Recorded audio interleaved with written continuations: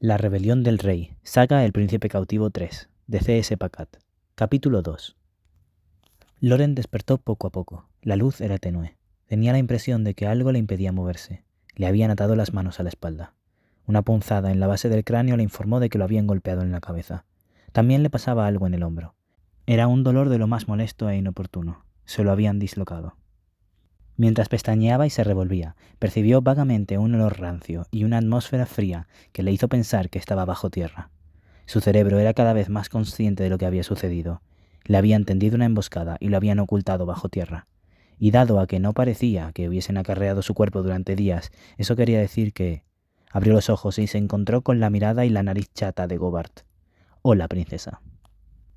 El pánico hizo que se le acelerara el pulso en un acto reflejo. La sangre le corría por debajo de la piel como si no tuviese escapatoria. Con mucho cuidado, se obligó a no hacer nada. La celda en sí medía apenas 1 metro cuadrado. Tenía una entrada con reja y ninguna ventana. Al salir por la puerta, había un pasadizo de piedra en el que brillaba la luz parpadeante. El titileo se debía a una antorcha que había en ese lado de los barrotes, no a los golpes que le habían propinado en la cabeza. En la celda no había nada, salvo la silla a la que estaba atado. Era de roble macizo y daba la impresión de que la habían llevado allí por él, lo cual era un gesto educado o siniestro según se mirase.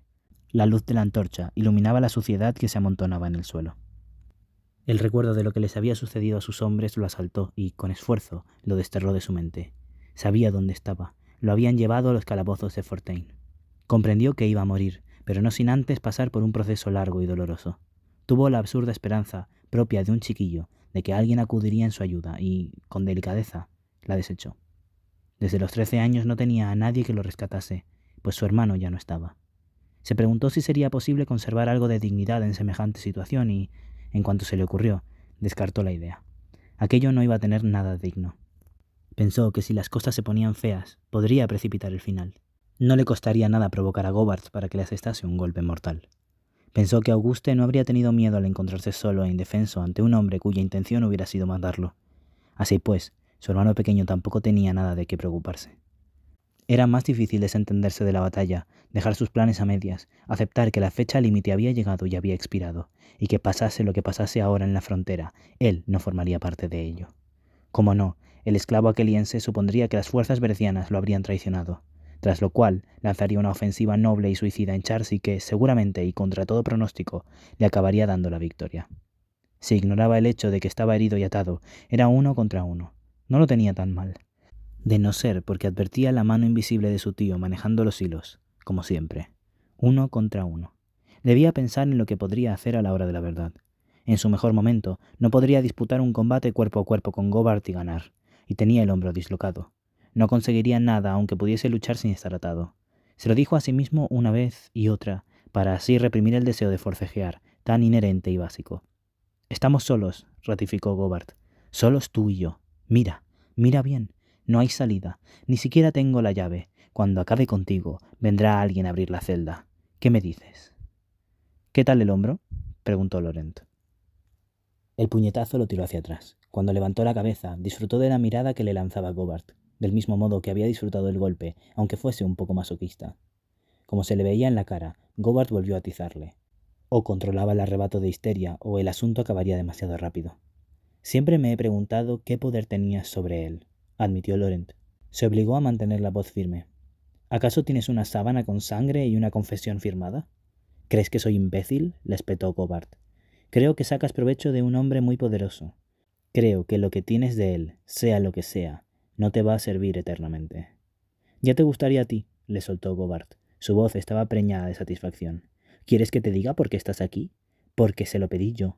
Me da lo que quiero, sea lo que sea, hasta al intocable de su sobrino». «Soy una molestia para él», resumió el príncipe. «Y tú otra.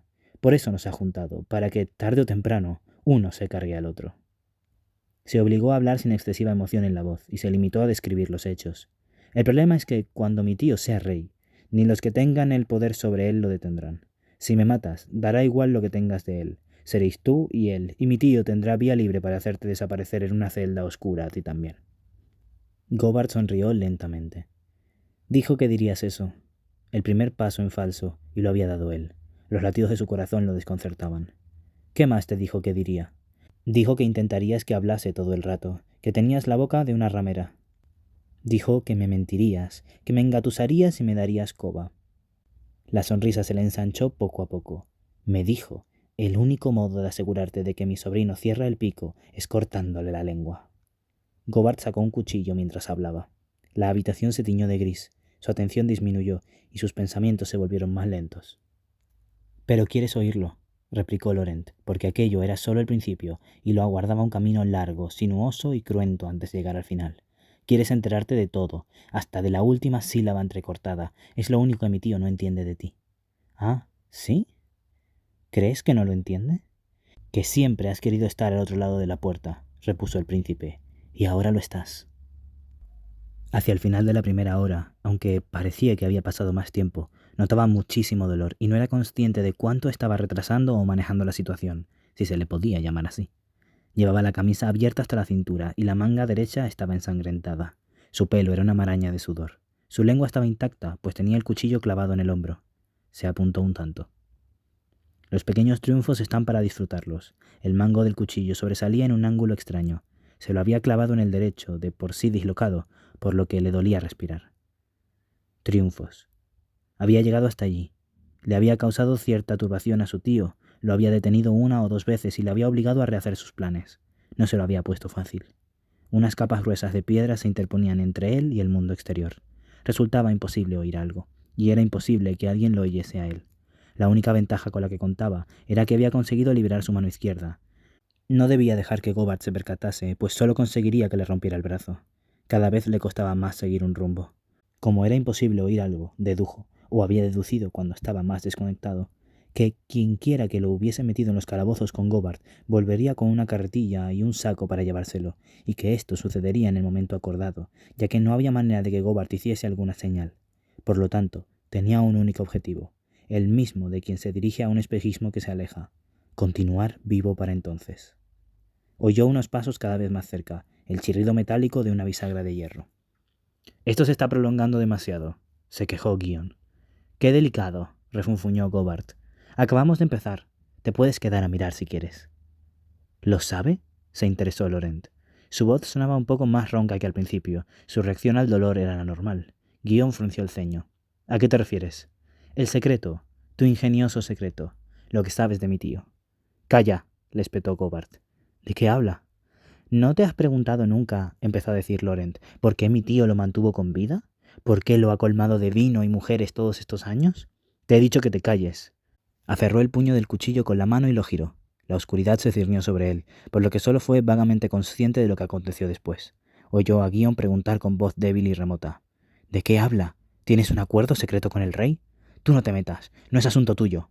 Ese era Gobart. «Si tienes otro acuerdo, cuéntamelo ahora mismo». Notó que Gobart soltaba el cuchillo.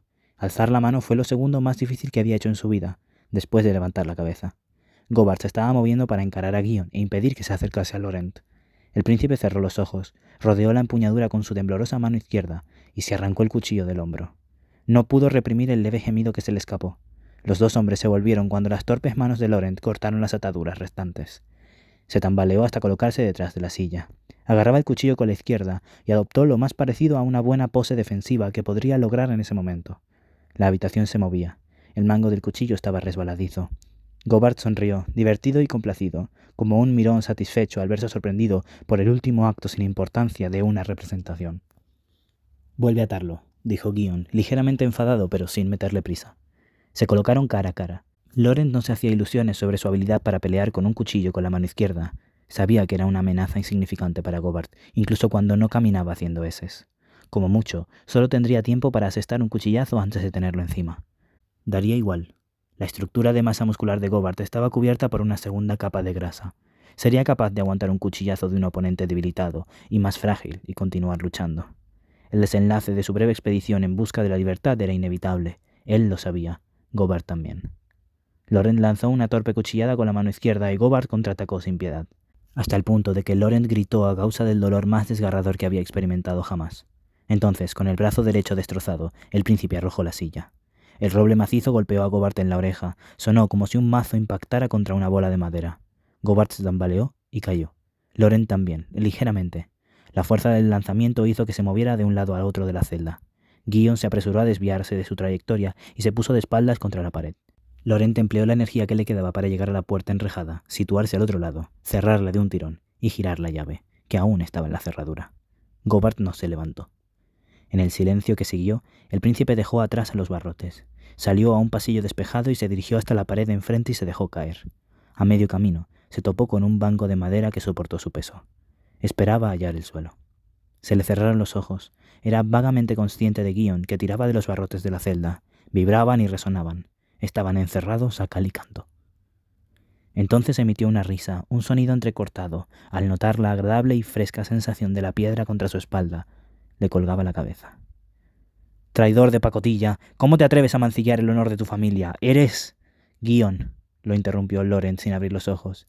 «Me has tenido atado y encerrado en una celda con Gobart. ¿Crees que tus insultos van a herir mis sentimientos?» «Déjame salir». Sus palabras rebotaron en las paredes.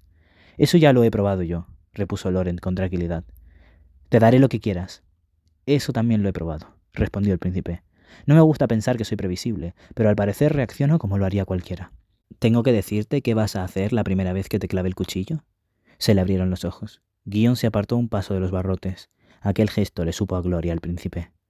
«Quería un arma», le explicó Laurent, «pero no esperaba que alguien me la trajera a la celda. En cuanto pongas un pie fuera de aquí, serás hombre muerto. Tus aliados aquilienses no te van a ayudar. Los has dejado morir como ratas en una trampa en Charcy. Te perseguirán», le aseguró Guion, «y te matarán». «Ya, soy consciente de que he faltado a mi cita», convino Laurent. El pasadizo titiló. Se recordó a sí mismo que era solo la antorcha. Oyó el tono evocador de su voz. «Tenía que encontrarme con un hombre. Cree en todo eso del honor y el juego limpio e intenta que haga lo correcto, pero ahora no está aquí, por desgracia para ti». Guion dio otro paso atrás. «No puedes hacerme nada». «Ah, ¿no? Me pregunto cómo reaccionaría mi tío cuando se entere de que has matado a Gobart y que me has ayudado a escapar». Y con la misma voz evocadora añadió, «¿Crees que hará daño a tu familia?» Guion apretó los puños, como si todavía se aferrase en los barrotes. «Yo no te he ayudado a escapar». «¿De veras?» Me pregunto cómo empezó a circular ese rumor. Laurent lo observaba entre los barrotes. Sus facultades analíticas habían vuelto y sustituido lo que ahora también había sido una fijación constante por una única idea. «Si algo tengo claro es lo siguiente. Mi tío te dijo que si me capturabas, tendrías que permitirle a Gobart que se acostase conmigo, lo cual fue un error táctico, pero mi tío tenía las manos atadas por su acuerdo secreto con Gobart, o a lo mejor le agradaba la idea, y tú acataste su voluntad. Sin embargo, torturar al heredero hasta la muerte no era un acto que querías que se asociase a tu persona. No estoy seguro de por qué. Supongo que, pese a la asombrosa cantidad de pruebas que demuestran lo contrario, aún queda una mínima coherencia en el consejo. Me encerraron en un módulo de celdas vacías y tú mismo traías la llave porque nadie más sabe que estoy aquí». Se agarró el hombro con la mano izquierda, se apartó de la pared y caminó hacia adelante.